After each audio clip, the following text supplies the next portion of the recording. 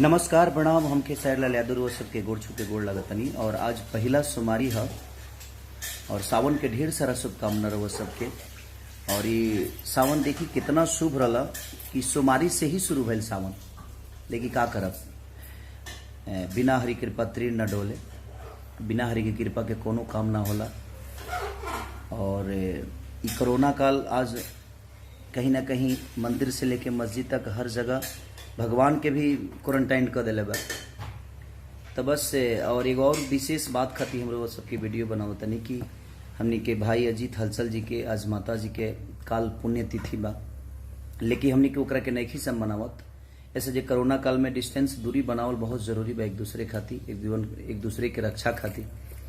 तो बस हमहू आवेला रहनी ही, लेकिन अब मनते नहीं खेत आदमी घर में ही मना लेता, आपस में जे भी बा अपन ओकरा के लेके मना लेता। न तो हर कलाकार माँ के आशीर्वाद लेवे खातिर उस जगह पर जरूर जाले अजीत भाई के घर पर। और हमहू आइले, लेकिन अब की हमने के नहीं जा मनावत, ऐसे कोनो कार्यक्रम लिखे हो।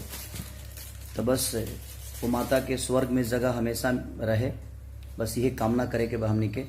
और माँ के प्यार आशीर्वाद हमेशा हमने के स्वर्ग से ही मिलत रहे। बस हम यही कहे खातिर वो लगे नहीं। बस दिल से प्रणाम रहो सबके और सावन के ढेर सारा शुभकामना रहो। Love you.